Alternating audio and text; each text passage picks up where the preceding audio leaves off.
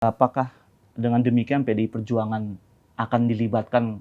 Mau sulit, mau nggak sulit, mau gampang, itu masing-masing kita ngurusin koalisi masing-masing aja lah, kan gitu loh. Menurut Bang Dasko pribadi mungkin ya, sejauh mana sih pengaruh Pak Presiden Jokowi ini dalam menentukan figur pemimpin selanjutnya di 2024-2029 ke depan?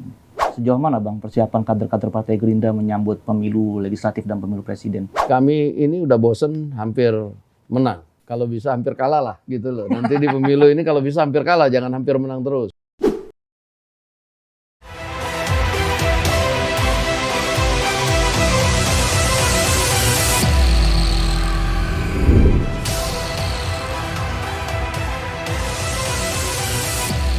Kawan Akurat, bertemu lagi dengan saya Aldi Gultom dalam program Akurat Talk, Kena Tu Barang.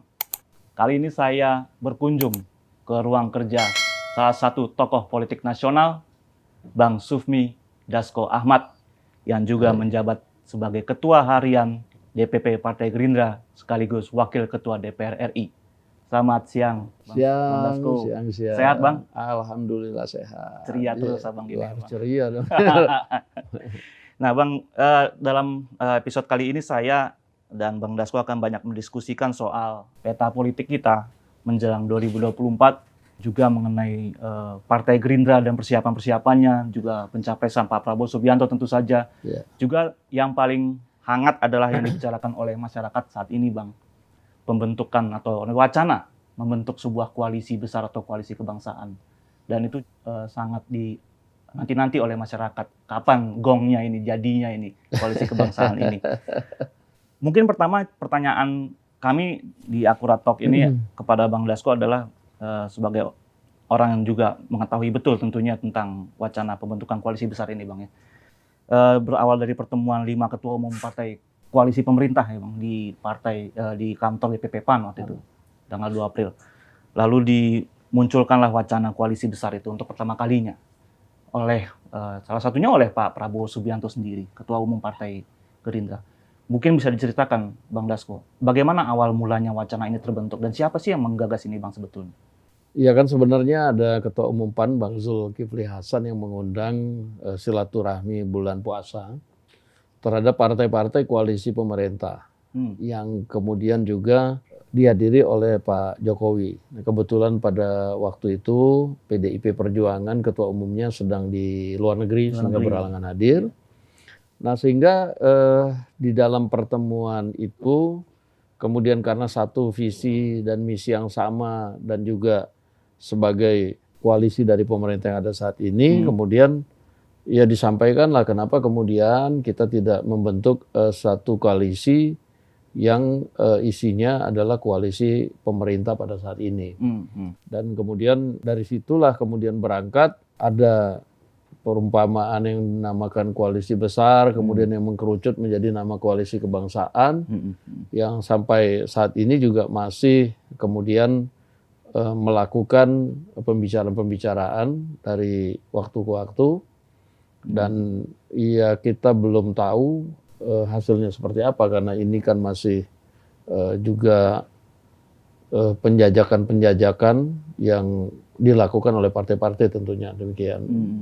Jadi pembicaraan itu baru terjadi di DPP PAN waktu itu Bang ya? Iya, itu pertama kalinya ya begitu. Siapa yang pertama kali, mungkin bisa Bang Dasko ceritakan sedikit bocorannya, siapa yang pertama kali mengutarakan itu? Apakah Pak Jokowi yang disangka oleh orang-orang kan Pak Jokowi sendiri yang sebenarnya kalau Pak Jokowi itu mengamini aja lah kan itu kan sebenarnya mengamini ya itu dalam silaturahmi itu kemudian memang mengalir seperti itu ya sebagai tuan rumah tentunya Bang Zul yang kemudian melemparkan ide itu dan diamini oleh Pak Jokowi dan juga ya itu kemudian membuka pikiran ketum-ketum partai yang ada ya kenapa kita kemudian tidak bersatu membuat sebuah koalisi yang toh ini kan koalisi partai-partai pendukung pemerintah kan begitu. Dan tentunya visi misi mengenai untuk meneruskan pembangunan ke depan tentunya sudah sama-sama lebih tahu. Sama-sama tahu apa yang akan dilakukan ke depan untuk Indonesia yang lebih maju. Berarti berbicara mengenai keberlanjutan ya Bang, program-program kerja. Nah, kan tidak ada PDI Perjuangan, walaupun alasannya Bu Puan dan Bu Mega juga memang tidak ada di Jakarta atau tidak ada di lokasi gitu. Apakah dengan demikian PDI Perjuangan akan dilibatkan dalam prosesnya, dalam proses komunikasi ini sudah ada pembicaraan juga dengan PDI Perjuangan? Jadi memang dalam rencana koalisi kebangsaan ini kan juga belum ada yang ditunjuk sebagai leader. Ini kan masih mempunyai kedudukan yang sama. Sehingga koalisi ini atau calon koalisi ini mempunyai kedudukan yang sama dan terus melakukan komunikasi. Nah, saya pikir komunikasi dengan semua partai mungkin akan dilakukan secara intensif terhadap koalisi-koalisi pendukung pemerintah. Nah, oleh karena itu saya juga belum bisa menyampaikan rencana ke depannya. Apakah nanti siapa yang berkomunikasi dengan PDIP atau PDIP berkomunikasi dengan siapa? Nah, itu nanti ketum-ketum partai yang tahu. Yang saya dengar sih para ketum partai ini akan berkumpul lagi dalam waktu yang tidak lama, demikian. 5 ketum partai tadi plus PDIP mungkin, Bang? Saya belum tahu. Oke. Nah, ini kan ada juga yang mengatakan, terutama dari kalangan partai non pemerintah, ini koalisi besar akan sangat sulit terbentuk karena belum menyatukan visi, belum ada platform yang sama. Saya pikir gini, kalau soal visi itu kan semua sudah tahu bahwa koalisi pendukung pemerintah ini tentunya sudah tahu bagaimana ke depannya untuk membuat Indonesia lebih maju, belajar dari kemudian keadaan saat ini. Nah, kalau dibilang sulit, ya dilihat dari sudut pandang mana, tapi saya pikir akan lebih mudah karena semua juga mempunyai keinginan yang sama untuk membuat Indonesia maju, lebih maju ke depannya. Mau sulit, mau nggak sulit, mau gampang, itu masing-masing kita ngurusin koalisi masing-masing aja lah kan gitu loh. Supaya fokus dan ya tidak saling mencampuri. Demikian. Ini masih terkait dengan koalisi besar, Bang. Ini banyak masyarakat juga berharap PDI Perjuangan dan Gerindra sebagai 2 partai besar nasionalis di Indonesia itu bersatu, berkoalisi untuk memenangkan pemilihan presiden di 2024. Tanggapan Abang bagaimana? Kan sebenarnya begini, kalau kita bicara secara utuh ya, jangan hanya bicara nasionalis, tapi juga partai yang berbasis agama, yang juga nasionalis tentunya itu juga harus bersatu. Karena di era yang sekarang ini kita harus recovery dari setelah pandemi menjadi epidemi, kemudian persiapan untuk meninggalkan pasca COVID ini, kita tentunya mesti saling kompak dan saling bersatu. Semua harus bekerja sama, saya pikir, untuk ke depannya. Tidak bisa lagi kemudian kita lakukan misalnya pemilu-pemilu sebelum masa COVID. Karena ini COVID ini membuat keadaan di Indonesia ini sebenarnya kan parah. Tapi karena kegotong royongan, kekuatan bangsa Indonesia ini sehingga cepat recovery-nya. Nah, itulah saya pikir harapan masyarakat sebenarnya bukan lebih daripada 2 partai ini harus bersatu. Sebenarnya harapan masyarakat kalau kita lihat turun ke bawah, bagaimana pemilu ini menjadi pemilu yang damai, pemilu yang tidak terjadi misalnya gontok-gontokan, pemilu yang berjalan dengan tertib dan lancar, sehingga ini cepat berlalu dan kemudian hasilnya bisa cepat membuat masyarakat menjadi tenang. Oke, Bang, kita beralih ke soal elektabilitas Pak Prabowo Subianto. Itu di Jawa Tengah dan Jawa Timur nih, dalam beberapa survei terakhir itu melejit, Bang. Alhamdulillah. Sangat tinggi, bahkan melampaui Pak Ganjar Pranowo, dan tentu saja jauh melampaui Pak Anies Baswedan. Nah, dan semakin kuat lagi figur Pak Prabowo ini karena beberapa kesempatan diajak oleh Pak Presiden Jokowi untuk kunjungan kerja ke daerah-daerah. Tanggapan Abang bagaimana? Ya, sebenarnya kami mengucapkan alhamdulillah bahwa dalam beberapa survei terakhir-terakhir ini elektabilitas calon presiden kami Pak Prabowo dan tentunya Partai Gerindra itu melejit agak tinggi.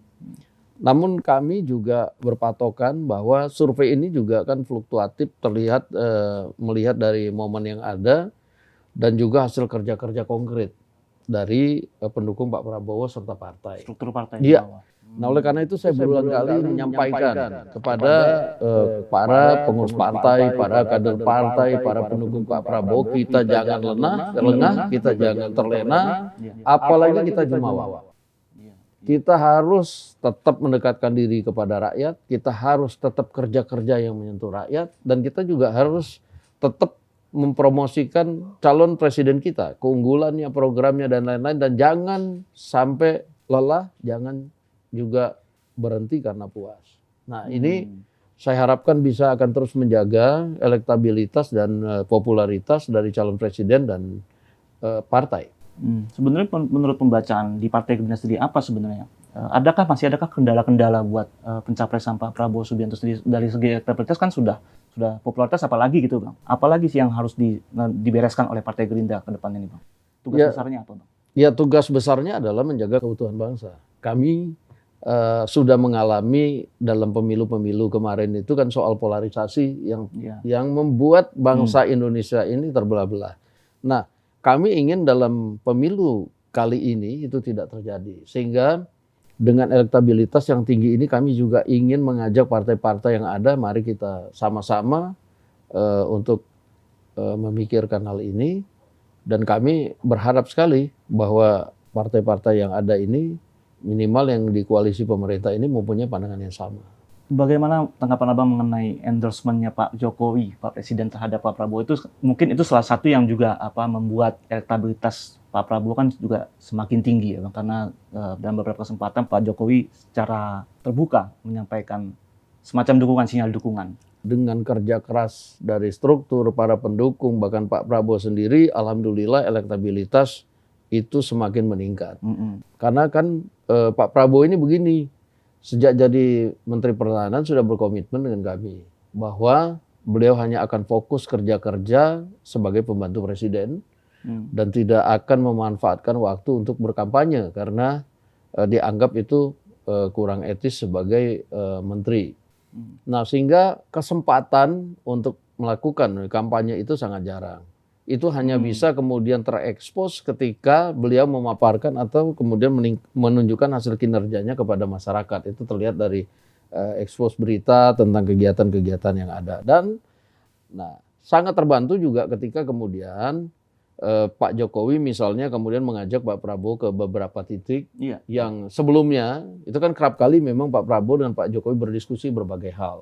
Nah, implementasi dari diskusi itulah yang kemudian diajak oleh Pak Jokowi untuk melihat implementasi dari yang didiskusikan atau kemudian mengevaluasi apa yang sudah diimplementasikan gitu loh dari banyak hal itu. Nah, positifnya dari beberapa kunjungan-kunjungan itu kemudian elektabilitas bertambah. Jadi orang mungkin nganggap loh Pak Prabowo itu apa hubungannya ke sana, kan dia sebagai Menteri Pertahanan kan gitu loh. Nah, tetapi dari berbagai pertemuan kerap kali Pak Jokowi itu mengajak diskusi juga berbagai hal. Nah, sehingga kemudian ya tadi saya bicara bahwa ketika kemudian diskusi ada implementasinya, Pak Prabowo diajak Pak Jokowi, yuk Pak kita lihat yang kemarin kita diskusi. Atau kemudian setelah implementasi ya, beliau juga ngomong Pak kita cek yuk hasil, kita evaluasi hasil implementasinya. Itulah kemudian kenapa diajak ke beberapa titik yang walaupun mungkin nggak ada berhubungan dengan Kementerian Pertahanan, kira-kira begitu. Pak Budi Gunawan pernah mengatakan bahwa setengah aura dari Pak Jokowi sudah pindah ke Pak Prabowo. Itu Abang mungkin bisa menanggapi sedikit mengenai itu. Ya, kita ucapkan alhamdulillah kan itu Pak BY itu kan ya menyampaikan dalam satu acara dan ya semua saya pikir ya senang aja dengarnya kan. Kita apresiasi tapi ya itu tadi bahwa apapun itu kita anggap doa yang terbaik dan juga tidak membuat kita cepat berpuas diri, itu aja. Menurut Bang Dasko pribadi mungkin ya, sejauh mana sih pengaruh Pak Presiden Jokowi ini dalam menentukan figur pemimpin selanjutnya di 2024-2029 ke depan? Ya, saya pikir apa yang disampaikan oleh banyak pengamat gitu kan bahwa memang Pak Presiden ini berperan penting dalam menentukan penerus selanjutnya.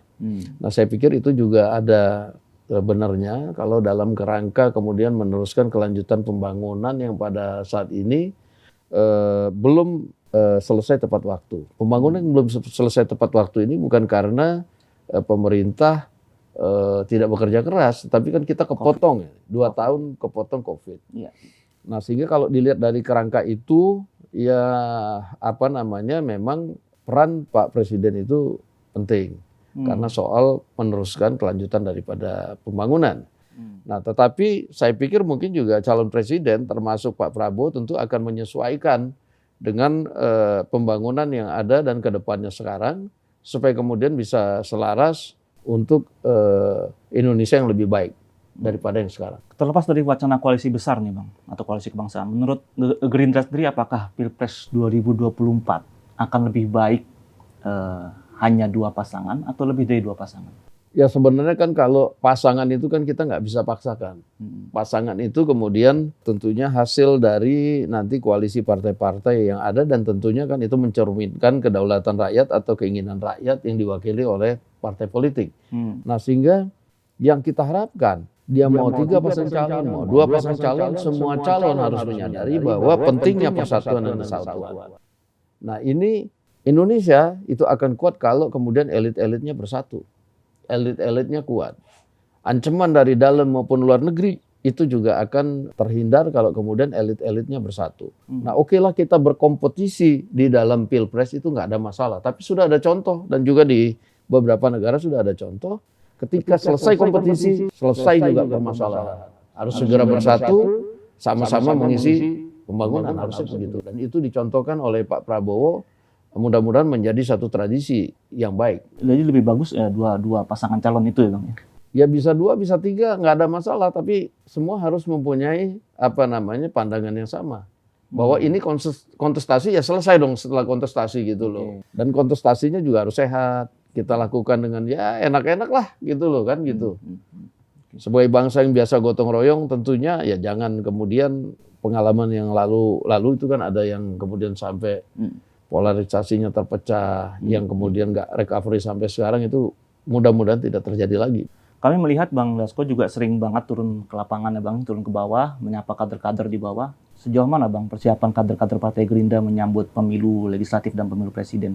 Dan adakah target spesifik dari Gerindra untuk perolehan kursi misalnya di 2020? Iya, jadi begini, kami ini udah bosen hampir menang. Kalau bisa hampir kalah lah gitu loh. Nanti di pemilu ini kalau bisa hampir kalah, jangan hampir menang terus. Oleh karena itu kita konsentrasi penguatan di akar rumput. Karena yang berjuang tuh di ujung tombak paling bawah itu kan sebenarnya adalah struktur paling bawah. Dan saya dengan Pak Muzani, dengan pengurus DPP yang lain kerap memang fokus menyapa, kemudian merapikan struktur untuk supaya perjuangan kami menjemput kemenangan, menuntaskan perjuangan itu dalam rangka menjadikan Pak Prabowo presiden itu berhasil, gitu loh. Supaya enak ngomongnya, waduh pemilu kali ini kita hampir kalah loh, gitu loh. Kalau yang lalu kan hampir menang, udah berapa kali hampir menang gitu loh. Nah sehingga sekali ini ya dengan hampir kalah berarti menang ya Bang? Ya, kalau hampir kalah, habis hampir menang terus. Berapa kali hampir menang? Waduh, ini sekali-sekali hampir kalah lah gitu. Ya, oke. Berarti teman-teman di bawah persiapan kader struktur paling bawah dari tingkat ranting sampai ke daerah gitu sudah. Ya, insya Allah dengan semangat ini ya, semangat saya pikir ini memang tahun-tahun yang membuat teman-teman di bawah ini mempunyai rasa kekompakan yang kuat. Nah sehingga begitu kami turun ke bawah, kami lihat strukturnya rapi, dan kemudian ya mereka berharapan semua ada perubahan di pemilu 2024 ini untuk Gerindra, baik di Pilpres maupun di Pileg. Nah sehingga ya dengan semangat di bawah tentunya kami yang di atas juga kan turut bersemangat. Ini kami ya turun terus menyapa struktur sekaligus menyapa masyarakat di sekitar kan gitu. Target spesifik untuk kursi di DPR mungkin Bang ada? Ya kami tentunya menargetkan naik. Kami nggak mau jumawa, mau ngomong nomor berapa, tetapi insya Allah dengan kerja keras dan semangat para kader yang di bawah dan tentunya dukungan dari konstituen, kami mengharapkan hasil yang paling terbaik itu aja. Baik untuk Pileg maupun Pilpres. Oke, Bang Dasko, terima kasih banyak atas waktunya Bang di sela kesibukan sebagai pimpinan DPR dan juga sebagai ketua partai. Kawan Akurat, sekian dulu episode kali ini. Semoga bermanfaat. Kita akan bertemu lagi dalam program Akurat Talk selanjutnya. Akurat Talk, kena tuh barang.